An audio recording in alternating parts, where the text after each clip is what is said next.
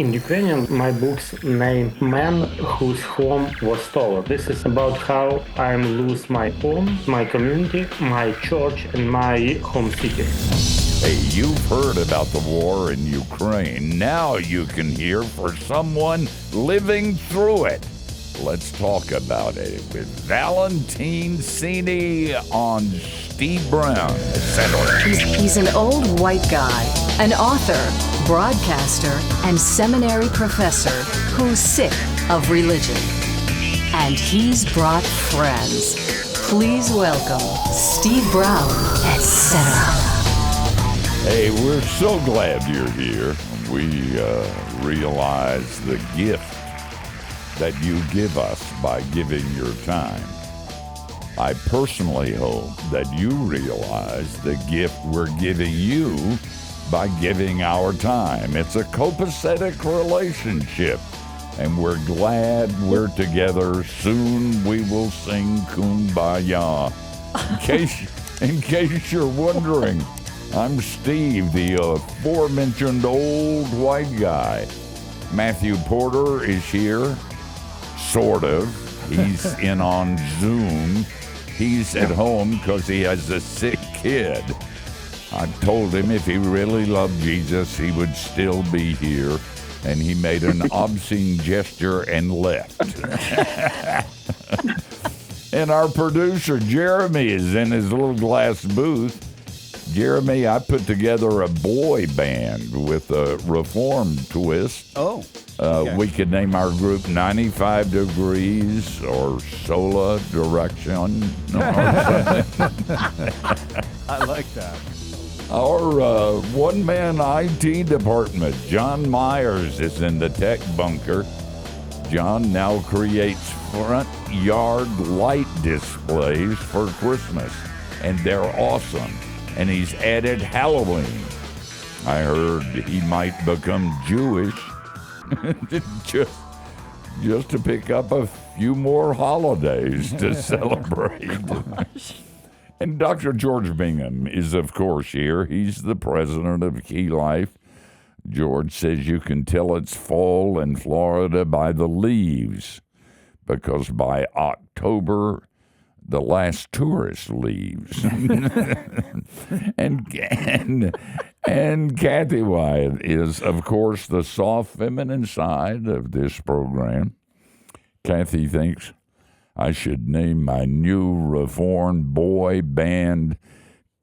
This is so bad. I don't. Matthew. Calvin and the 5 Points. I like that one. I think it's more of an R&B type thing, sounds like. Yeah, very classic. Maybe Yeah.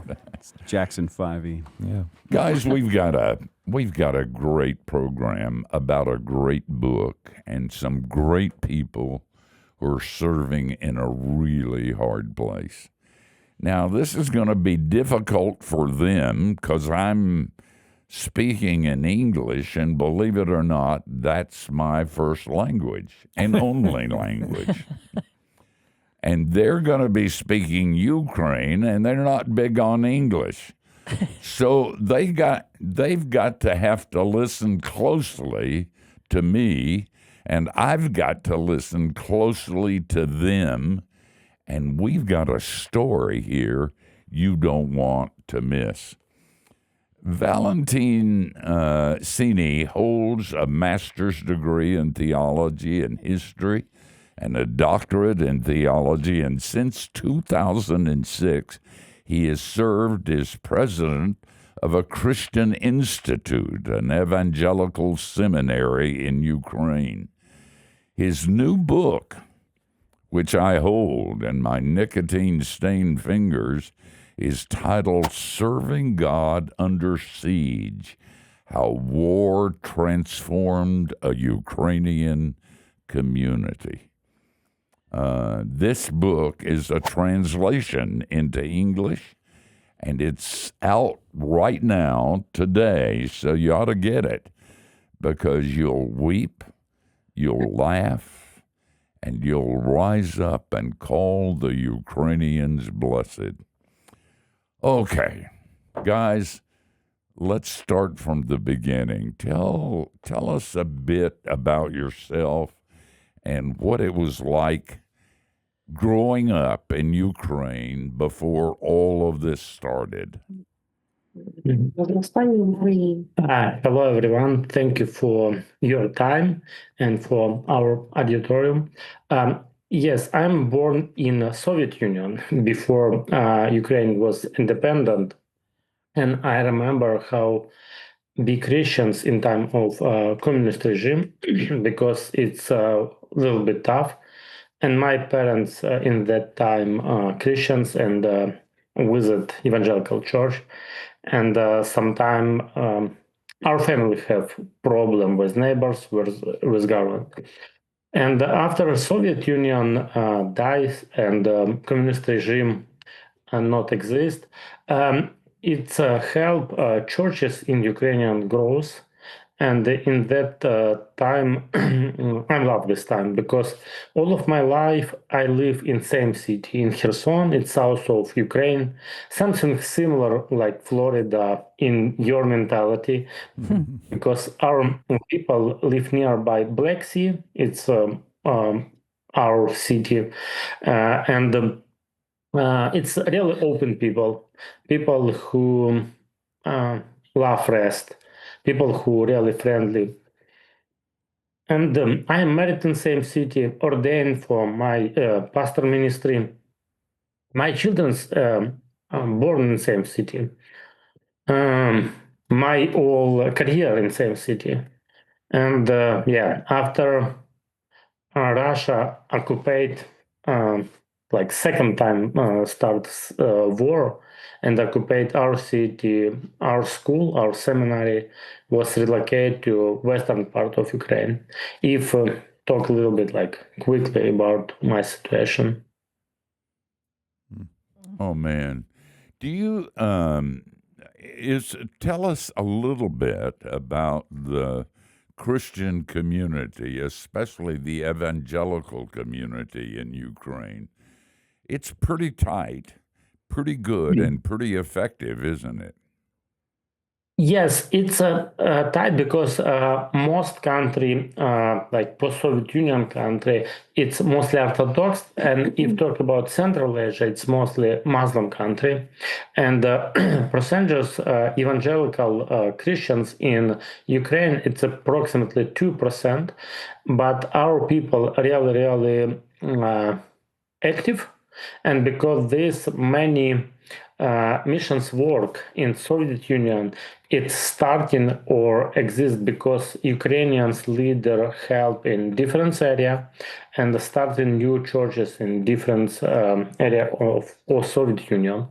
Of course, in different city in Ukraine, it's different culture of church. In our area, in Kherson area, it's really Christians who build relation with people from different churches, like Orthodox, Greek Catholic, Roman Catholic. Our people believe in a partnership. Not in every area of our country, people believe in partnership, especially in this day. Yeah, this is maybe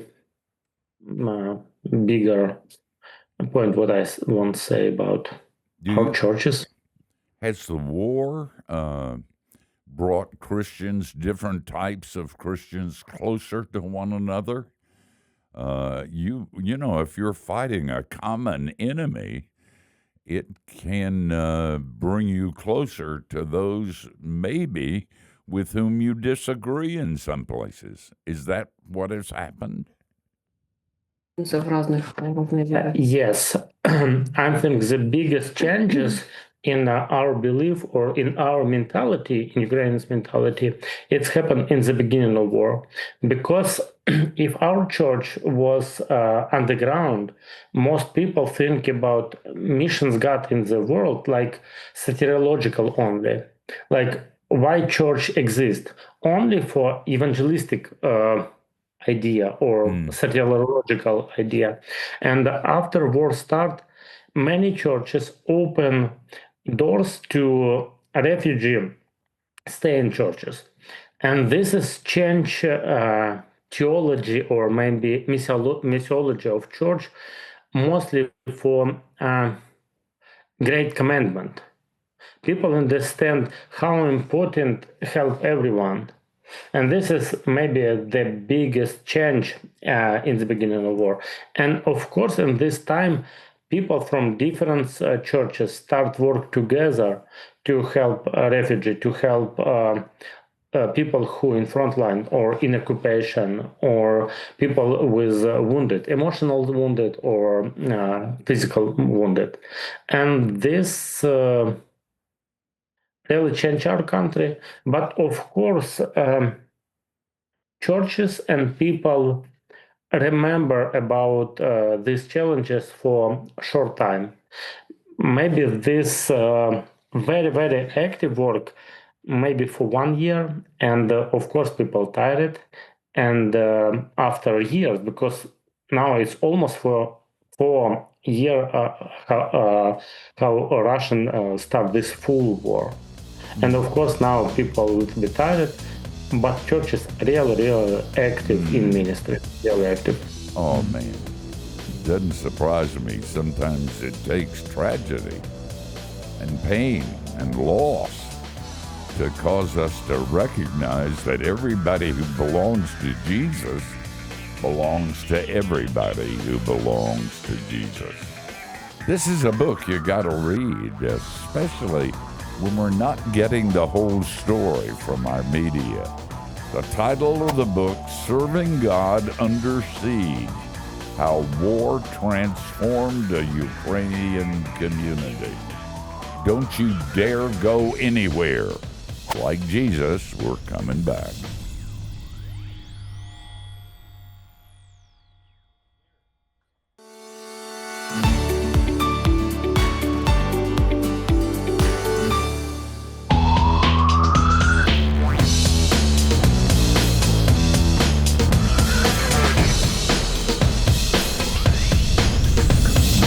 Hey, thanks for joining us. We're talking to some people who are the real deal. And they're talking to us from Kyiv in Ukraine, and amazing what we're able to do with technology. You never know if you're in Ukraine when you're going to have to crawl under a table because Russians are dropping bombs on you. So this could be an even more interesting interview as we go along.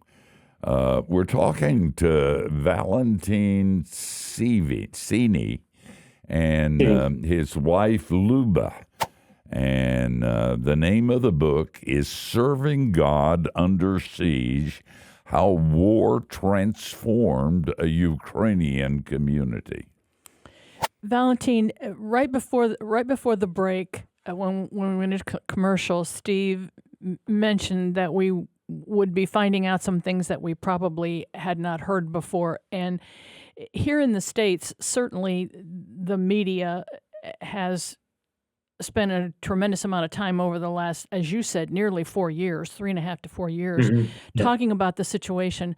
But we also know that here in the States, we don't get everything as far as the media is concerned. We get a lot of what they choose to tell us. I suspect that there are some things that you could share with us that we don't know, and that they are important details. Are there things in particular? I mean, I'm not sure how much you're aware of that we get, but I'm sure that there's stuff that we don't. Is there anything along those lines that you can share with us? Слышим, Да. вот, может быть, ты что-то можешь с нами поделиться, что мы не знаем, что мы можем не знать. I'll tell a little bit more about my home city, because in my books, in Ukrainian language, my books name Man Whose Home Was Stolen, because for me, this is history about how I lose my home. And in my understanding of home, it's not only my house, this is my community, my church, and my home city. Because in our mentality, people live usually in the same city all life. And today, for example, I'm communicate with my mom because my mom and my father, he pastor of church, he stay all occupation and he now in Kherson. And he lead church for 500 people because some people in time of war with the churches. And for example, my home city today shooting approximately 600 different drones in one day. And my city before war, approximately 350,000 population. It's only city. And now it's approximately 30,000 because Russian make everything to people leave the city, and this is really discourage us. And in my country now, maybe approximately 8 million people live outside of country. And our city really live in same city all life. It's different culture than United States because our people live same city, same life in the same city with people, with uncle, brothers, cousins, and now our people live in different country. Yeah. And this is shocked. This is crazy. It's hard. Yeah, this war changed my understanding of diaspora or hospitality Yeah. and migration, because I'm not understand how many time Bible talk about war and migration. I remember my first time I take Old Testament class in bachelor's level, and professor from United States, he say, Bible, it's book writing about in time of the war and occupation. And I remember this many years like information, but this is not means for me anything before war start. And after war start, in couple days, I'm remember this information. And now I'm read my Bible and understand some part of Bible in different way, because God help and change life of people and heart of people in a really difficult historical period and historical time. Valentin, just to sort of, I guess, progression of the story, of your story, you had, you were in the seminary in am I saying it right? Kherson? Kherson. Yeah. Which I looked on a map and it's down close to Crimea, right? Where Yes. Russians had occupied several years ago. So your city was like one of the first that was attacked soon Absolutely. after. Talk a little bit about those first days and then what you were required to do to survive. Yeah. Что от тебя требовалось, чтобы выжить? It's good question. So I really remember this first day. Мы, получается, готовились к оккупации, к At войне. TCI, we were getting ready for the situation if Russians occupy Kherson. И мы консультировались у военных, как нам готовиться к And оккупации. we actually had a consultant, a former military officer, and he actually gave us instructions what we were supposed to do in case the situation worsens. Но русские очень быстро захватили Херсон. But Один день. Russians actually came to Kherson pretty quickly, within one day.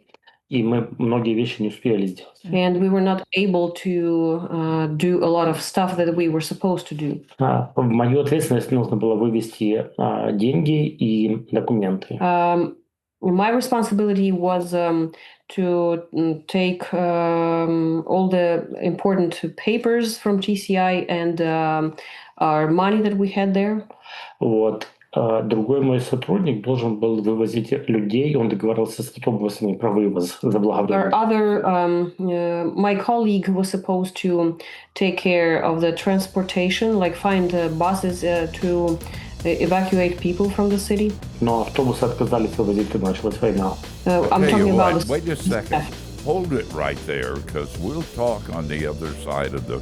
This is scary, but it's also interesting, and so we'll come back to that when we get on the other side of the break.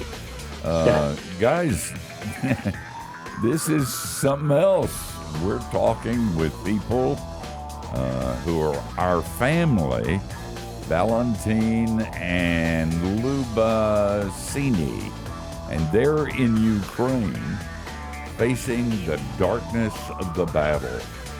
More to come.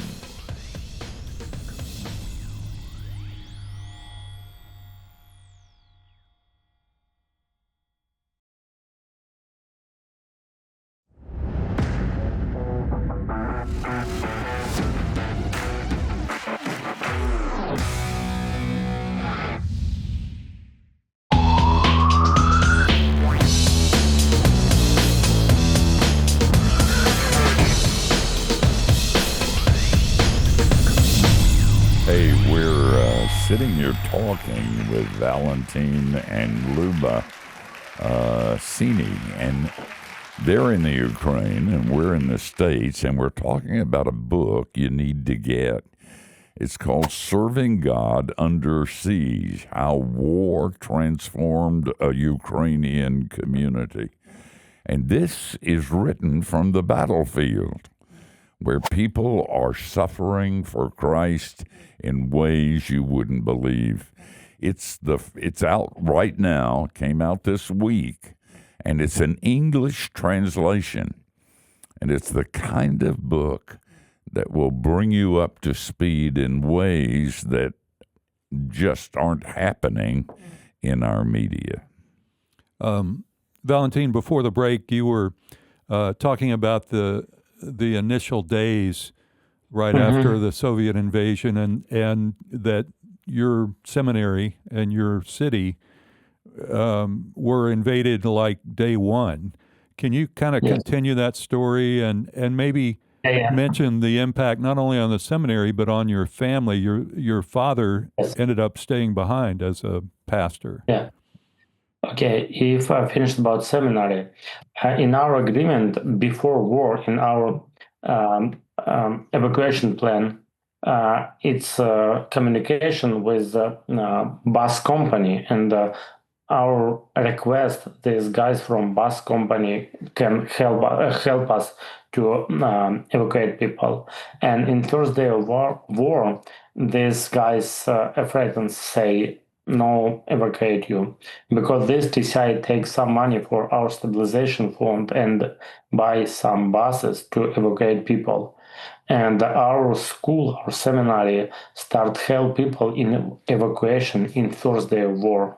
And of course, our professors not really good driver, because usually professor make different job, mostly teach people exegetic or history, but because war start, most of our people, and this is same about different mission organization, about church, people start work in evacuation, in humanitarian questions, in different area. I remember my last conversation with my father, because my father make decisions stay in Kherson in time of war. And these questions for me, for this 3-4 years, how people need do in this situation. Because what better for Christians, stay in area nearby war or leave? What God asked, call. And I remember my father say, I will be stay, because Christians need, and not Christians who in Kherson need someone will be leaders or pastor for him. And I remember I'm evacuate people. And now I understand sometime stay in stress and live can be missions of God. Mm. In different situation, these two options can be answer for needs of people. Yes, and I remember after 9 months, because Ukrainian army liberate Kherson in November 11. And I remember my meeting with my parents after this liberation. Yeah. After 9 months of occupation, yeah, it was tough.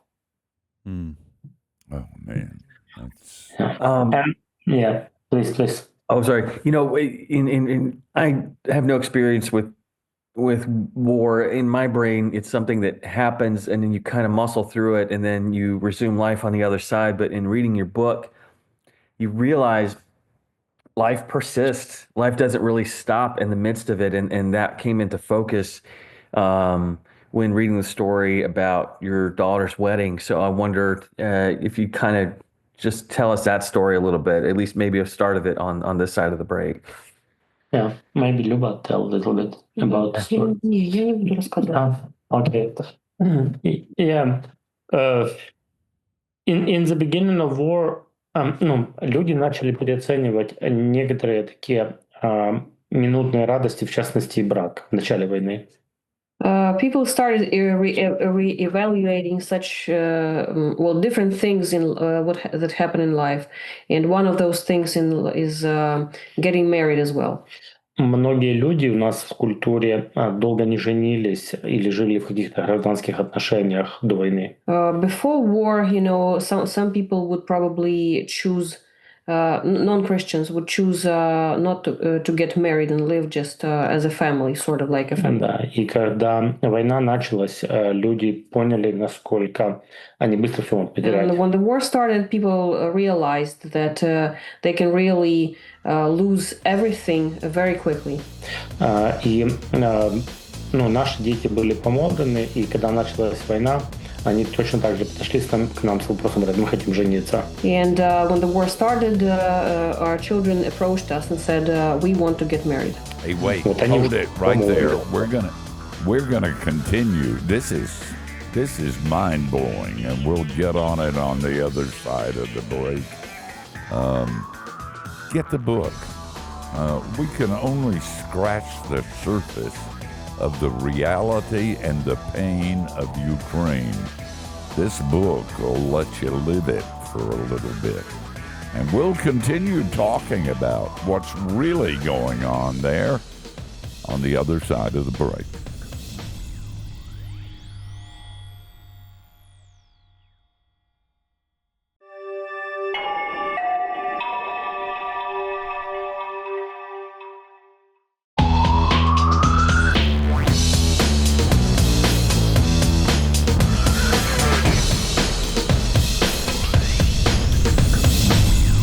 So glad you're here. We're hanging out with some friends in Ukraine, Valentin and Luba Syniy, and they have been through horrific, difficult times with the war. And they're Christians, and when it gets dark enough, you can see the light.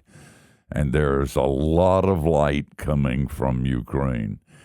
By the way, quick heads up, for just a little while longer, our 2025 print magazine is still available, and you can get your free copy now by going to keylife.org/free magazine.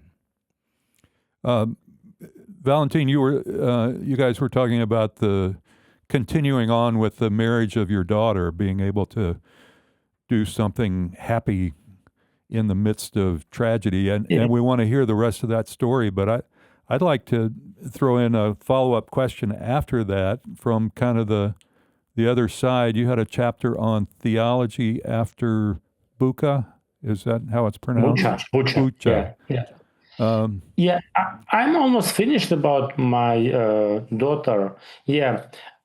Because if you understand you can lose something, sometimes you really won't save this. And maybe because this, in the beginning of war, many Ukrainians made it. Of course, after a long time of stress, and now it's different situation because many people who in front line and, for example, women in outside of country, some of this marriage broken. And yeah, if you remember about my daughter and my son-in-law, pray about my son-in-law because he now in front line, like a medicine doctor, and because he was drafted a combat medic. Yeah, he was drafted not couple, maybe a half of year, and now he in front line. Do you? What do you hope for the future? In the States, we have people who say get out and have nothing to do with Ukraine. They're crazy, but we have a bunch of crazy people like that. We have others, including our president, who's come to an attack of sanity about Russia and what they're really like. And I think you're going to find this country standing with you. Would you like to see an end of the war? And when it comes, what's your hope for cleaning up? Когда, надеешься ли ты на конец войны, и когда закончится, то на что ты надеешься? Да, смотрите, для меня это очень сложный вопрос. It's quite a difficult question for me. Потому что я понимаю, что я не всегда хорошо понимаю политику. Because I understand that I don't always understand politics. Но я очень сильно из этого злюсь. Yeah. And I'm actually angry at myself because of this. Поэтому позвольте я вам расскажу, что Господь мне открыл в будущем. That's why I would like to share a little bit what God has opened for me regarding the future. Когда мы читаем книгу Откровения, мы видим несколько образов Христа в книге Откровения. When we read the book of Revelation, we find several images of Christ. Мы видим Христос первосвященник. We see that Jesus is in the image of a priest, a high priest. Да, high priest. И мы видим, что в церквях в то время не все было нормально. And at that time, there was not everything was very well in the churches at that time. И мы видим, что сейчас не все нормально в церквях. And we see the same situation in the churches right now, that not everything is well in the churches. Но Бог остается первосвященником. But God is still the high priest. И Он заботится о церквях. And He cares for the churches. Даже когда в церквях какие-то проблемы. Even when there are problems in the churches. Дальше мы видим, что Христос является агнцем и львом. Also, we see Christ in the image of Lion and a lion and lamb. И ягненок пробитый. And a lamb is pierced. Это символ воскресшего Христа. And it's a symbol of risen Jesus Christ. И мы видим, что в самом творении не все в порядке. And we see that not everything is well with this creation. Люди умирают от ковида. People keep dying from COVID. Экология не все нормально. Our ecology is bad. Но Христос остается агнцем и львом. But God is still the lamb and the lion. Мы видим, что в политике не все нормально. And we see that not everything is well in our politics. Может быть, только в Америке в политике все нормально. Maybe it's only in America it's everything is well with politics. Но в нашей стране не все In our нормально. country, Not a close. И мы видим конец истории в Библии, Откровения. in the end of the story in the book of Revelation, this is what we see. Мы видим правильного правителя. We see the right, King. correct and right king. Он на белой лошади. He is riding a white horse, И края его одежды в крови. and his robe is covered with blood, Его крови. and it's his blood. И он хочет това искупление во всех сферах жизни. And he also wants this redemption in all spheres of life. Поэтому, когда я думаю на физический мир, у меня не хватает надежды. That's why when I think about this physical world, I don't have enough hope. Поэтому мне нужно постоянно якорь надежды в небо забрасывать. That's why I want to put my anchor of hope into heaven. Oh, that's a plan. That certainly works for me, I'll tell you. You know, things, sometimes we forget the implications of the fall and how horrible it really is until the final king comes on his horse and cleans up the mess. We've got about 1 minute. What would be your message for the people in America from the people of Ukraine? Я благодарен за то, что вы нас поддерживаете. I'm thankful to Americans that you support us. Но вот что я понял во время войны. This is what I understood during this war. Люди ломаются. People get broken. И люди слабые, People are weak, но и сильные. but they're strong. Для того, чтобы человека отремонтировать, это сложнее, чем отремонтировать машину. And it's very difficult to fix a person, to fix a human. You know, it's more difficult than to fix a car. Поэтому мой посыл для американцев: берегите друг друга. That's why my message to all Americans is Care about one care another. about one another Because people broke. and protect one another. Y'all, that is so good and so important. I'm glad you guys are around. I'm glad you wrote this book. And I rejoice when I see my brothers and sisters in Christ in hard places standing up and speaking clearly about Jesus. And you've done that during this hour. I want to thank you guys for taking your time. I don't know if I would have done it, but you did it, and I think it's going to pay some rich dividends in the people who have heard what you said. Guys, we're going to come back for a little bit and tell you who's going to be on next week. So just sit there. Don't go anywhere.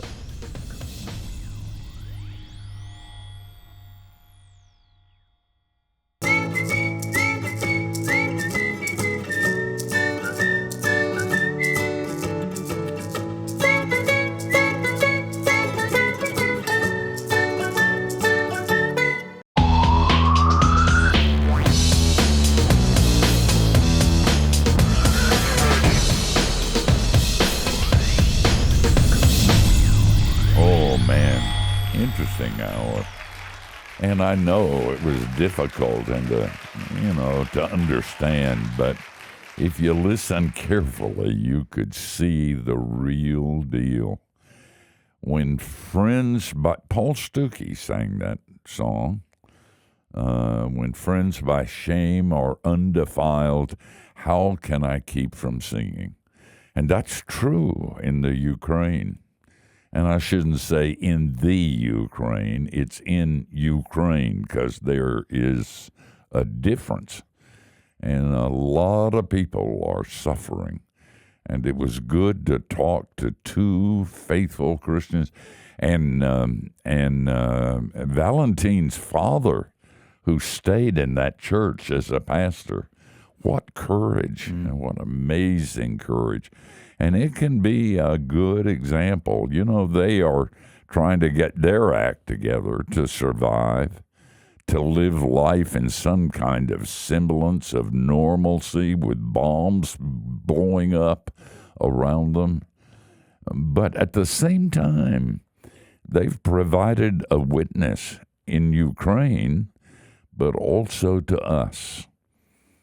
Who knows what's going to happen tomorrow? Maybe we'll be called to go through some really dark times, and we'll be called to stand, and we can learn on their ball. All right, who's going to be here next week?